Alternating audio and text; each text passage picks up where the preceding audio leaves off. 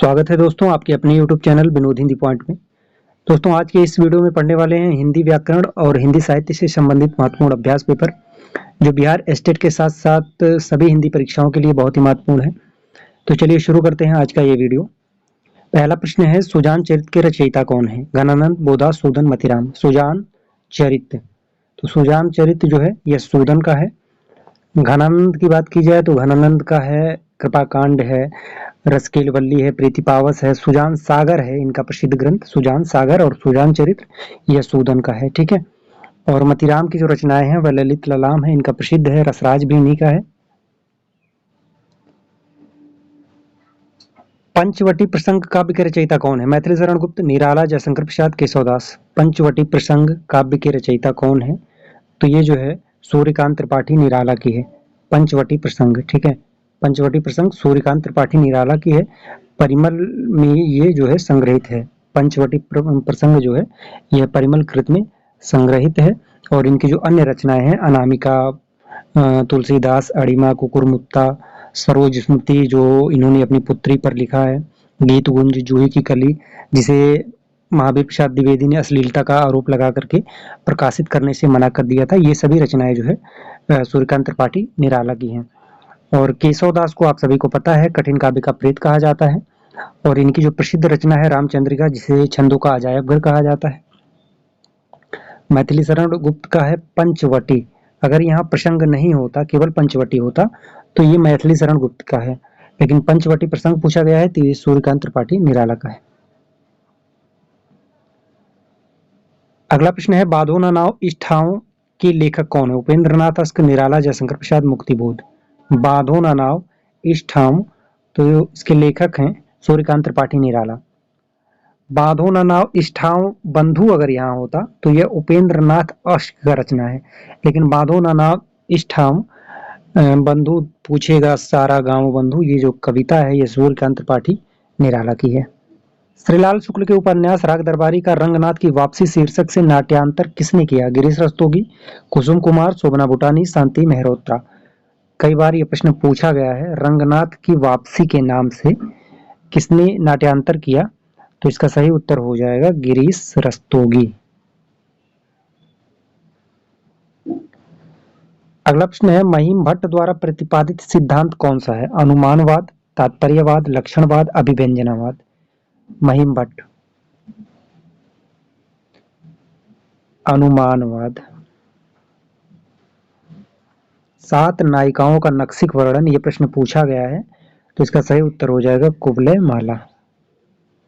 कुवलय माला कथा में जो है 7 नायिकाओं का नक्सिक वर्णन किया गया है।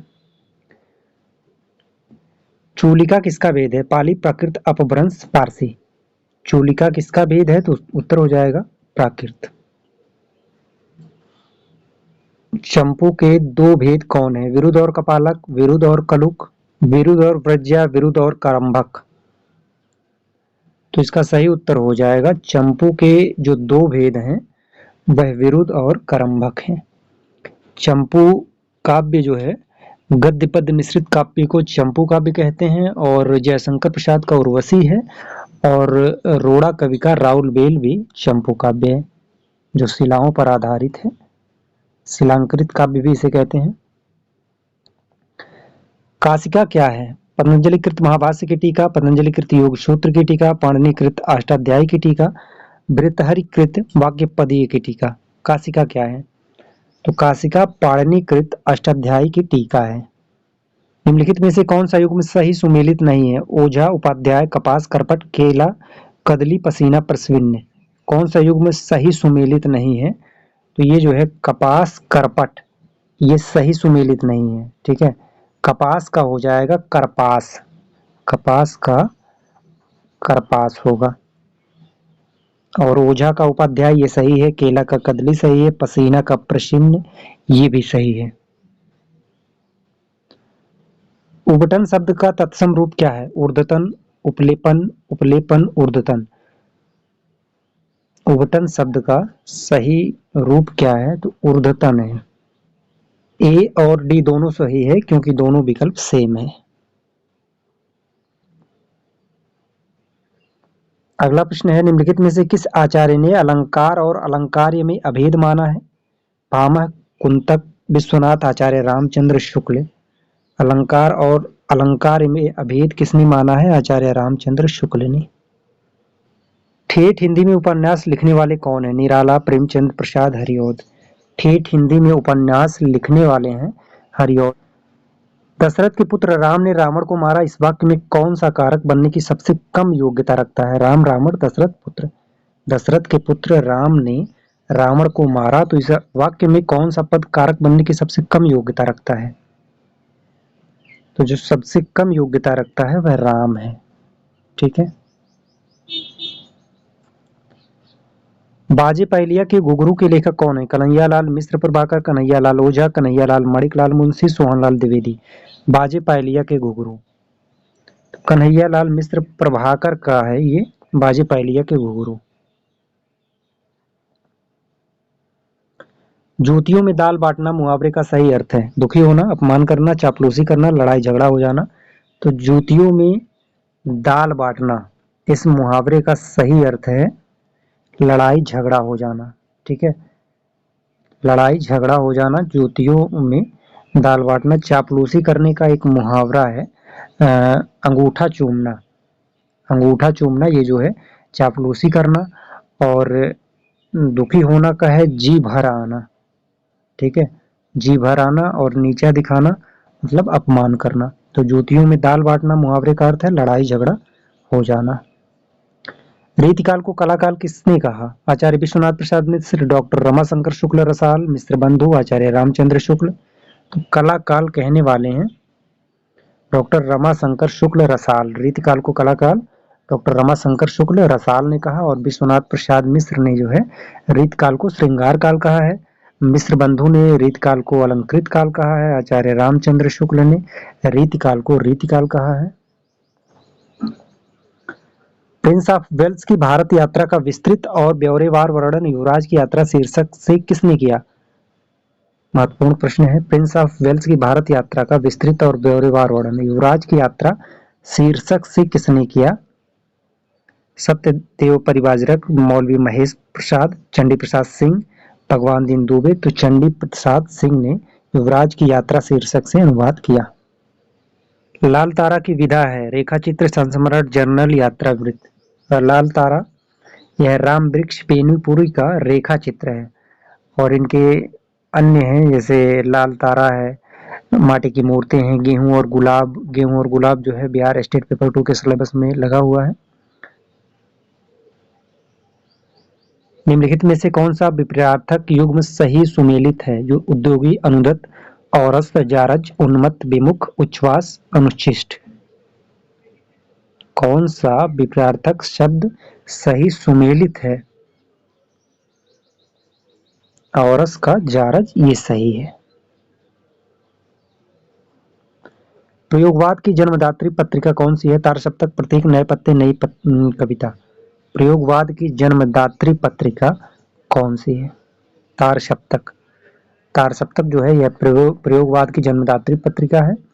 और इसका जो प्रकाशन वर्ष है तारसप्तक का 1943। धनुर्बाण में किस तरह का समास है? तत्पुरुष, बहुब्रीहि, कर्मधारय, द्वंद्व। धनुर्बाण, तो इसमें जो समास है वह द्वंद्व है। ठीक है, धनुष और बाण इसमें द्वंद्व समास है। और द्वंद्व समास की जो पहचान है योजक चिन्ह। आचार्य किशोरीदास वाजपेयी के मत से हिंदी में कितने कारक हैं? 6, 7, 8, 5। किशोरीदास वाजपेयी के मत से हिंदी में 6 कारक हैं। निम्नलिखित में से कौन सा श्री कृष्ण भक्ति का संप्रदाय नहीं है? श्री वल्लभ संप्रदाय, हरिदासी संप्रदाय, तत्सुखी संप्रदाय, गौड़ी संप्रदाय। श्री कृष्ण भक्ति का संप्रदाय नहीं है तो तत्सुखी संप्रदाय यह जो है श्री कृष्ण भक्ति का संप्रदाय नहीं है। श्री वल्लभ संप्रदाय यह भी श्री कृष्ण भक्ति का संप्रदाय है और इसके प्रवर्तक हैं पल्लवाचार्य। हरिदासी संप्रदाय यह भी श्री कृष्ण भक्ति का संप्रदाय है और स्वामी हरिदास इसके प्रवर्तक हैं। गौड़ी संप्रदाय के हैं चैतन्य महाप्रभु। केवल सूक्ष्मगत सौंदर्य सत्ता का राग कहकर छायावाद का किसने विरोध किया? आचार्य शुक्ल, महावीर, महादेवी वर्मा, सुमित्रा नंदन पंत, अज्ञे हैं। केवल सूक्ष्मगत सौंदर्य सत्ता का राग कहकर छायावाद का विरोध किसने किया? महादेवी वर्मा ने। अगला प्रश्न है, पांडव शब्द में कैसा प्रत्यय है? कृदंत, तदीय, स्त्री प्रत्यय में नहीं है। पांडव शब्द में कैसा प्रत्यय है? तदित प्रत्यय है। ठीक है, पांडु से पांडव बना है तो इसमें तदित प्रत्यय है। किन दो साहित्यकारों ने अर्धनारीश्वर नाम से रचना की है? हरिऔध माखनलाल चतुर्वेदी, विष्णु प्रभाकर हरिऔध, दिनकर बच्चन, विष्णु प्रभाकर दिनकर। तो विष्णु प्रभाकर और दिनकर ने अर्धनारीश्वर नाम से रचनाएं की हैं। ठीक है, और दिनकर की जो अन्य रचनाएं हैं जैसे उर्वशी, रेणुका, रश्मिरथी, कुरुक्षेत्र, परशुराम की प्रतीक्षा, ये सभी दिनकर की रचनाएं हैं। और विष्णु प्रभाकर का है निशिकांत, तट के बंधन, अर्धनारीश्वर, ये विष्णु प्रभाकर की रचनाएं हैं। सतसई काव्य परंपरा को आगे बढ़ाने वालों में कौन है? गया प्रसाद शुक्ल, स्नेही, अयोध्या सिंह उपाध्याय, हरिऔध, वियोगी हरि, अनूप शर्मा। सतसई काव्य परंपरा को आगे बढ़ाने वालों में है वियोगी हरि, और वियोगी हरि की जो रचना है वीर सतसई। ठीक है, वीर सतसई यह इनका काव्य है। आंग्ल भाषा में लिखा गया हिंदी साहित्य का इतिहास, स्केच ऑफ हिंदी लिटरेचर के लेखक कौन है? पादरी F.E.K, पादरी Edson Greaves, Garcin de Tassy, George Grierson. आंग्ल भाषा में लिखा गया हिंदी साहित्य का इतिहास, स्केच ऑफ हिंदी लिटरेचर के लेखक कौन है? स्केच ऑफ हिंदी लिटरेचर पादरी एडसन ग्रीव्स का है। गार्सा दत्तासी का इतिहास ग्रंथ जो है वह इस्तवार द ला लिथियोरिया हिंदुस्तानी है, और जॉर्ज ग्रेसन का the modern vernacular literature of Hindustan है। ग्रेसन कृत the modern vernacular literature of northern Hindustan का हिंदी अनुवाद किसने किया? डॉक्टर किशोरी लाल गुप्त, डॉक्टर राम कुमार वर्मा, डॉक्टर लक्ष्मी सागर वार्ष्णेय, डॉक्टर जगदीश गुप्त। The modern vernacular literature of northern Hindustan का हिंदी अनुवाद किसने किया? तो डॉक्टर किशोरी लाल गुप्त ने ग्रेसन के ग्रंथ the modern vernacular literature of Hindustan का हिंदी अनुवाद किया। ठीक है, और गार्सा दत्तासी के ग्रंथ का हिंदी अनुवाद करने वाले हैं लक्ष्मी सागर वार्ष्णेय। अगला प्रश्न है, सूफी मत में वर्णित साधक की चार अवस्थाओं शरीयत, तरीकत, मारिफत, हकीकत की भारतीय भक्ति मार्ग के साथ सही क्रम में संगति होगी। तो जो भारतीय भक्ति मार्ग का सही क्रम होगा वह आचरण है, उपासना है, सत्यबोध है और सिद्धावस्था है। शरीयत, आचरण, तरीकत, उपासना, मारिफत, सत्यबोध, हकीकत, सिद्धावस्था। भाषा संवर्धनी सभा के संस्थापक कौन थे? रामप्रसाद निरंजनी, जॉर्ज ग्रेसन, बाबू तोताराम, सदा सुखलाल। भाषा संवर्धनी सभा के संस्थापक कौन थे? तो बाबू तोताराम। बालकृष्ण शर्मा नवीन का सर्वप्रथम प्रकाशित काव्य संग्रह कौन सा है? क्वासी, रश्मिरेखा, उर्मिला, कुमकुम। नवीन जी का सर्वप्रथम प्रकाशित काव्य संग्रह कौन सा है? कुमकुम है। ठीक है, बालकृष्ण शर्मा नवीन का सर्वप्रथम प्रकाशित संग्रह है कुमकुम, और यह रचना जो है 1918 में प्रकाशित हुई थी। रस को नाट्य तक सीमित रखने का सर्वप्रथम विरोध किसने किया? भामह, रुद्रट, आनंद वर्धन, अभिनव गुप्त। नाट्य तक सीमित रखने का सर्वप्रथम विरोध किसने किया? तो अभिनव गुप्त ने। अभिनव गुप्त में ने जो है रस को नाट्य तक सीमित रखने का सर्वप्रथम विरोध किया। विश्वनाथ के अतिरिक्त किस आचार्य ने साहित्य शब्द को अपने ग्रंथ नाम में प्रयुक्त किया? भामह, राजशेखर, रुय्यक, आनंद वर्धन। विश्वनाथ के अतिरिक्त किस आचार्य ने साहित्य शब्द को अपने ग्रंथ नाम में प्रयुक्त किया? तो रुय्यक ने। हिंदी आलोचना में जातीय शब्द का राष्ट्रीय अर्थ में सर्वप्रथम प्रयोग किसने किया? भारतेंदु हरिश्चंद्र, महावीर प्रसाद द्विवेदी, डॉक्टर रामविलास शर्मा, आचार्य रामचंद्र शुक्ल। तो इस प्रश्न का सही उत्तर हो जाएगा महावीर प्रसाद द्विवेदी। राष्ट्रीय अर्थ में सर्वप्रथम प्रयोग करने वाले हैं महावीर प्रसाद द्विवेदी। जातीय शब्द का प्रयोग रामविलास शर्मा ने भी किया है, लेकिन इस प्रश्न में पूछा गया है सर्वप्रथम राष्ट्रीय अर्थ में प्रयोग किसने किया? तो महावीर प्रसाद द्विवेदी सही उत्तर होगा। आज की वीडियो में हमने पढ़ा संपूर्ण हिंदी साहित्य और हिंदी व्याकरण से संबंधित महत्वपूर्ण अभ्यास पेपर। इसी तरह के वीडियो बराबर अपलोड होते रहते हैं। अगर आप चैनल पर नए हैं तो चैनल को सब्सक्राइब कर लीजिए, वीडियो को शेयर कर दीजिए। मिलते हैं अगले वीडियो में कुछ नए प्रश्नों के साथ। तब तक के लिए नमस्कार।